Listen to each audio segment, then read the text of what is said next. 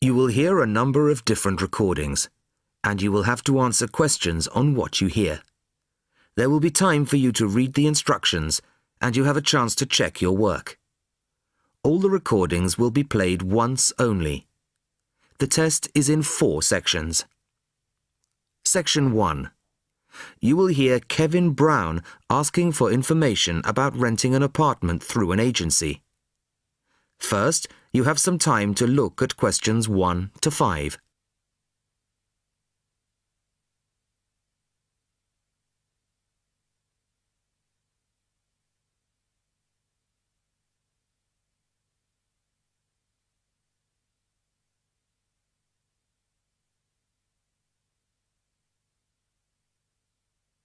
You will see that there is an example which has been done for you. On this occasion only, the conversation relating to this will be played first. Good afternoon. How can I help you? Hello, my name's Kevin Brown. I saw your advertisement in today's local paper, apartments to let in all areas of the city. Yes, Mr. Brown. We currently have several properties available. What part of the city were you thinking of? Well, city centre ideally. Kevin says that he is interested in the city centre, so city centre is the answer. Now the test will begin. You should answer the questions as you listen, as you will not hear the recording a second time. Listen carefully to the first part of the conversation and answer questions 1 to 5. Good afternoon. How can I help you? Hello, my name's Kevin Brown. I saw your advertisement in today's local paper, apartments to let in all areas of the city. Yes, Mr. Brown. We currently have several properties available. What part of the city were you thinking of? Well, city centre ideally. OK.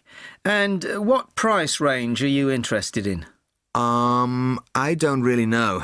What have you got? Well, prices start at £400 a month, going up to £1,000 a month. OK. And what's the difference? What does the price depend on? Well, the number of bedrooms mainly. Uh-huh. The cheaper apartments have 1 bedroom, while the most expensive have 3 or 4 bedrooms. OK. 2 bedrooms would be nice. So I'll say 2 bedrooms up to £600 a month. Mm-hmm. Do you have anything like that? Right, sir. We have... just give me a moment, please. Mm-hmm. We have 2 properties that might interest you. One is in North Street. It's a very nice apartment, but it's £750 a month. But that includes a private parking space. £750. That's a bit higher than I'd like to go, really. Do you have anything less expensive? Yes. We have another one at £625 a month. £625? Mm-hmm. All right, that sounds interesting. Where is it? It's in Cornell Road, at number 12B. I don't know that. How do you spell it? It's Cornell. It's near the park. I've never heard of it, but I'm sure I'll be able to find it on a map. Before you hear the rest of the conversation, you have some time to look at questions 6 to 10.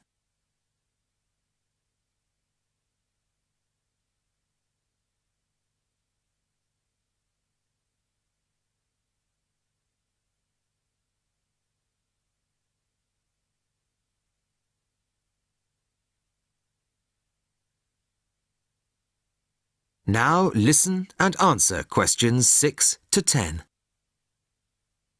So, would you like to see the apartment, sir? Yes, I would. I'd like to rent somewhere fairly soon. Would tomorrow be possible? Sorry, I'm afraid nobody is available all day tomorrow. It's quite a busy time of year for us. I see. But if you're free later today, you could see it at 5:15. Sure, no problem. I could manage that. OK. So that'll be 5:15 with my colleague Jason. He'll meet you at the apartment. That's fine. And one more thing. What do I need to provide to rent an apartment with you? What documents, that kind of thing? Yes, of course. Do you have a job? Yes, I work in a travel agency. Well, a reference letter from your employer, you know, saying you work for them, and a deposit, which is 1 month's rent plus a fee of £60. What's that for? It's an administration fee to cover the cost of preparing the contract. Okay. And one last thing. When would this apartment be available? It's empty now, so you could move in as soon as the contract was signed. That's great. Thanks very much indeed. Bye. Goodbye, Mr. Brown. That is the end of section 1. You now have half a minute to check your answers.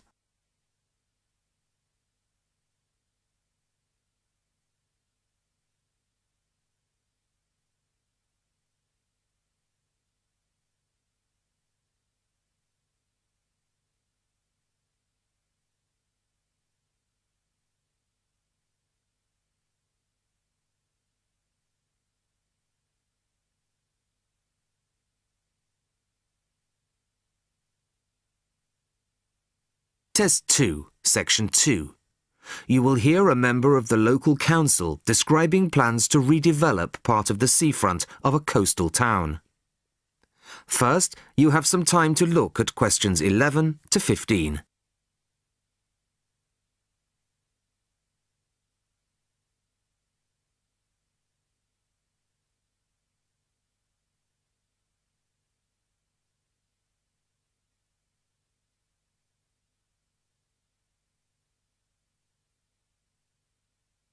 Listen carefully to the first part of the talk and answer questions 11 to 15.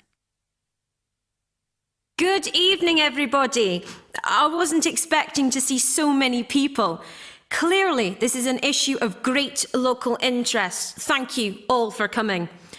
Well, as you all know, I've come to talk about the Council's plans for redeveloping the western part of the seafront.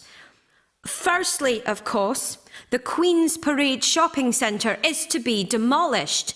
It was built on the cheap and in a hurry in 1953 and recently came third in a national newspaper's ugliest buildings in the country list, so I don't think anybody's going to miss it. The question was, what do we replace it with?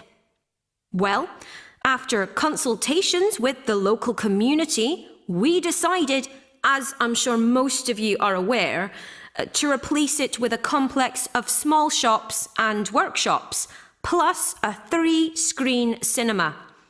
We particularly didn't want another bland glass and steel shopping centre full of the same old chain stores as every other town centre. No, this is our chance to do something just a little bit different. I'll start at the top. On the 3rd floor will be a cafe and a restaurant. Part of this will be open air, so people can enjoy a meal or a cup of coffee in the fresh air, weather permitting, of course. Below this will be the cinema, and below that, on the 1st floor, will be some much-needed council offices. We're getting very cramped in the town hall, I can assure you. On the ground floor will be 20 small shop units, ranging in size from 20 to 50 square metres. Also on the ground floor will be 5 workshop spaces, which we hope will attract small manufacturing businesses back to the town centre, providing some additional local employment.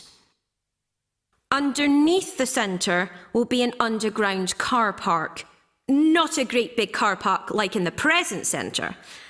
Our aim is that most visitors to the centre will come on foot or by bus. In fact, the car park will be restricted to people working in the centre and disabled visitors. Then, and perhaps this is the most exciting part of the project, the beach in front of the new complex is going to be completely transformed. We're going to extend the beach. Yes, extend it. 10,000 tonnes of sand is going to be brought in to make it into a proper beach, instead of the dirty little strip of sand it is now. as well as being for the enjoyment of local people, we're hoping that a decent beach will attract more visitors to the town, and that has to be good for local businesses. Before you hear the rest of the talk, you have some time to look at questions 16 to 20.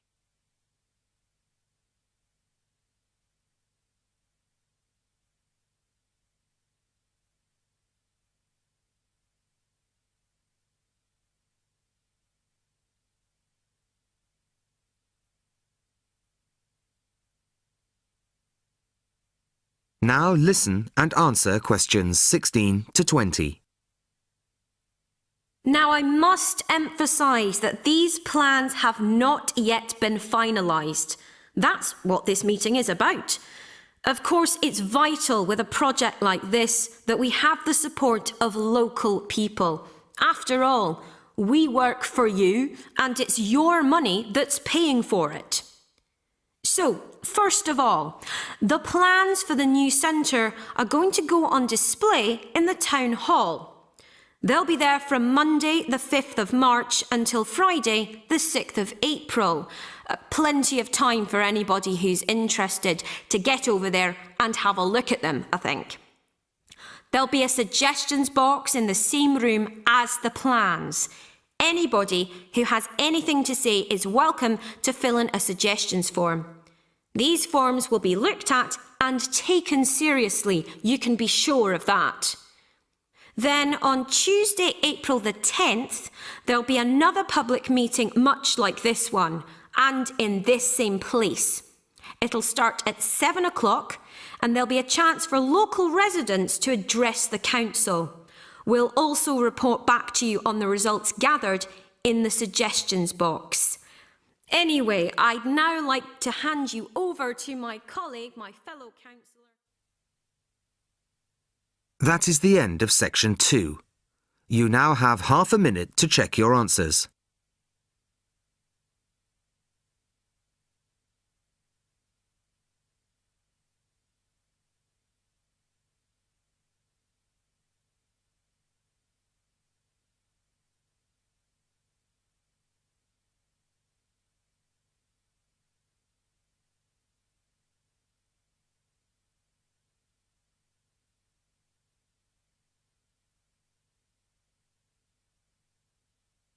Test 2, Section 3. Maria is a student at university. She has handed the first draft of an essay to her tutor. The tutor has read it, and now they are discussing ways the essay can be improved. First, you have some time to look at questions 21 to 25.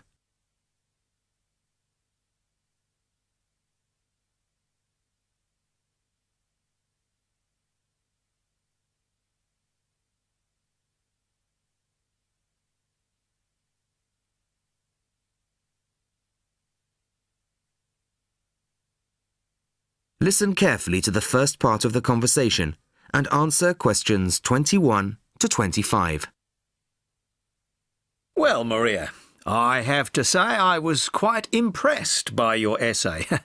It's a big improvement on the last one. Really?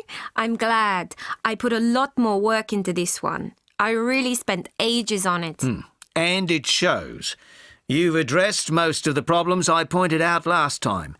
In particular, the style and language are much more appropriate for an academic essay. So that aspect is okay? Absolutely. If you carry on like this, you shouldn't have any significant problems in that department. That's a relief. I've been quite worried about that, although I've been reading a lot of other essays to try to get the right style. Well, I'd say you've been successful. There are just one or two minor things you could look at. Your punctuation's quite basic. It's really just full stops and commas. And parentheses. Brackets? Yes, brackets if you prefer. In academic writing, these are best used only occasionally, if at all. You use them rather too often. Okay, I see. And I'm sorry to mention it, but your spelling. I know. But I'm working on a foreign computer. The spell checker doesn't work for English. Are you sure? Have you tried changing the setting to English? No, I haven't. Well, I should see if that's possible. I haven't marked you down this time, but, well, some of my colleagues are a bit old-fashioned about spelling. I'd try to get that sorted out if I were you. Okay, I understand. I'll try to change the setting. Before you hear the rest of the conversation, you have some time to look at questions 26 to 30.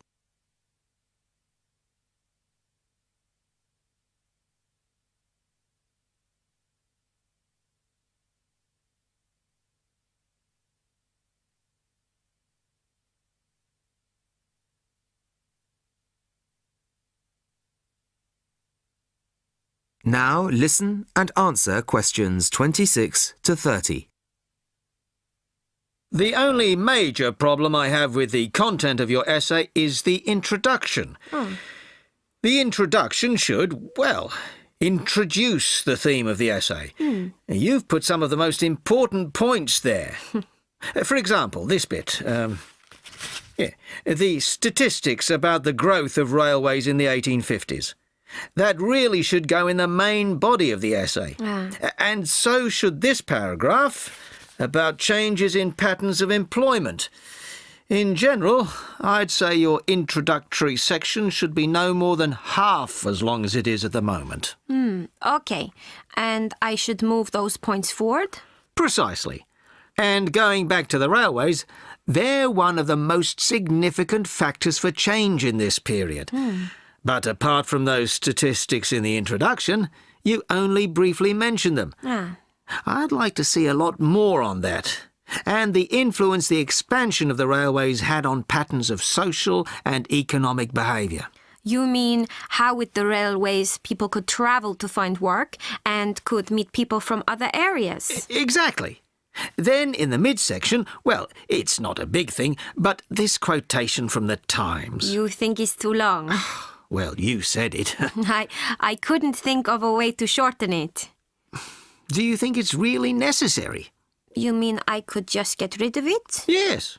You've already made the point and backed it up with other evidence. The quotation's redundant, really. Okay, well, that'll be easy. There were various other minor points, which I've noted in the margins. You can look at those later. But moving forward to the end here, I wasn't quite sure what this meant. The final paragraph? Yes. Are you saying that, on the whole, the changes of the mid-19th century tended to improve the lives of ordinary people or not? It's not very clear. It's not? No, it isn't. I'd add a few lines clarifying your position. Okay. When do you want the final draft? No, the end of term will be fine. But there was just one other thing, the bibliography. Did you really read all these books? No. Just the books you actually consulted will be fine. You don't need to include everything ever published on the subject. Right, okay. Thanks. Bye. Goodbye. That is the end of section 3. You now have half a minute to check your answers.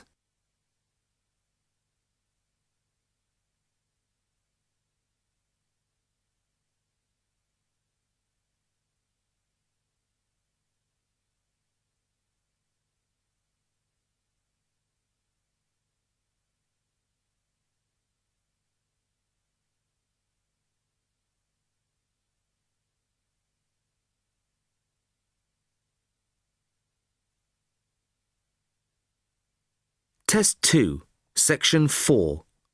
You will hear a talk about stray cats. First, you have some time to look at questions 31 to 40.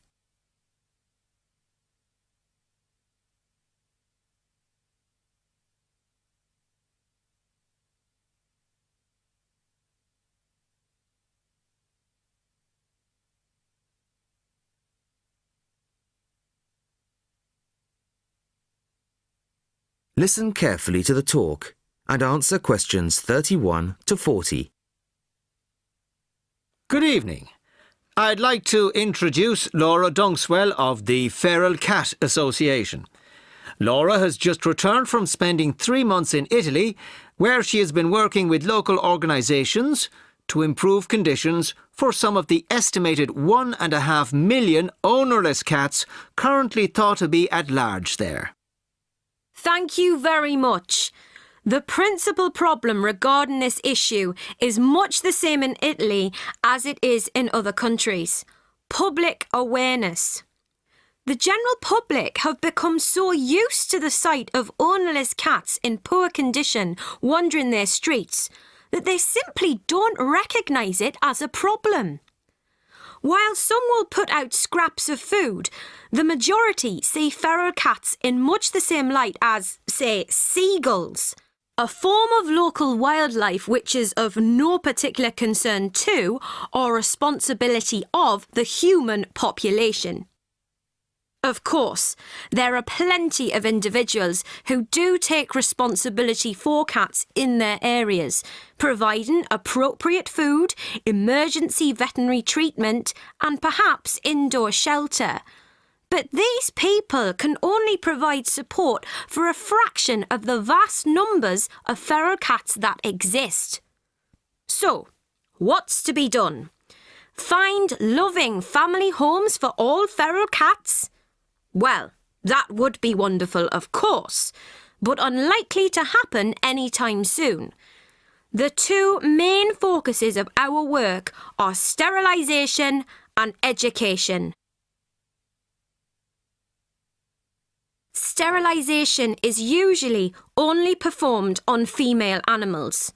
It may seem a drastic intervention, but it benefits both the sterilised cats, who will not have to suffer the health consequences of endless pregnancies, and also the feral cat population as a whole, as controlling numbers reduces competition for whatever slender resources of food may exist. Animals to be neutered are captured and sedated at the point of capture to minimise their stress and discomfort. They are then taken to a temporary centre set up by a local organisation, and the operations are carried out under anaesthetic by trained veterinary surgeons, all of whom kindly donate their time.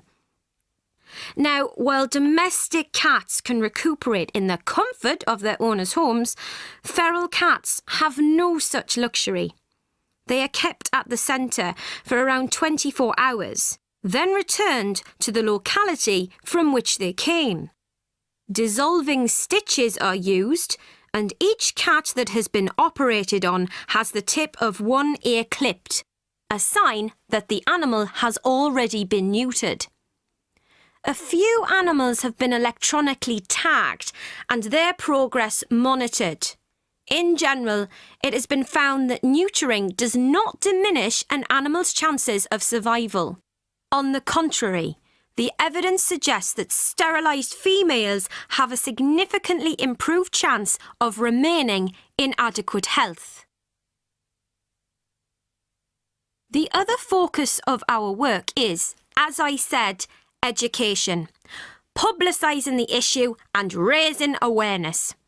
Our current poster campaign is a translation of the widely used slogan, "A kitten is not just for Christmas."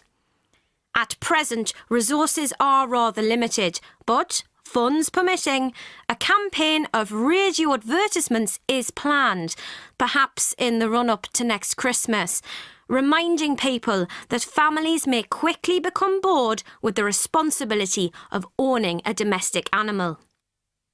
Last year, we used newspaper ads featuring pictures of emaciated strays and highlighting the fact that abandoning an animal simply transfers your problem to somebody else. Which leads me on to the final point I'd like to make. Organisations such as ours are sometimes depicted as being mainly for sentimental animal lovers. Well, I make no apology for that, but our work has a wider importance than the welfare of cats. Ownerless cats tend to quickly fall into ill health and can become a health hazard in various ways, including the spreading of disease and parasites. Children can be especially vulnerable to this, as they are more likely to handle an infected or infested animal. Thank you very much, Laura. That is the end of section 4. You now have half a minute to check your answers.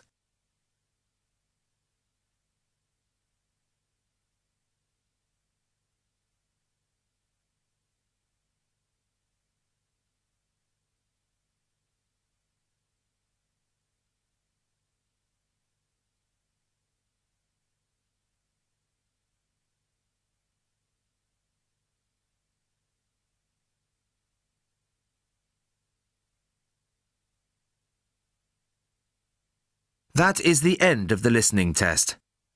In the Ielts exam, you would now have 10 minutes to transfer your answers to the answer sheet.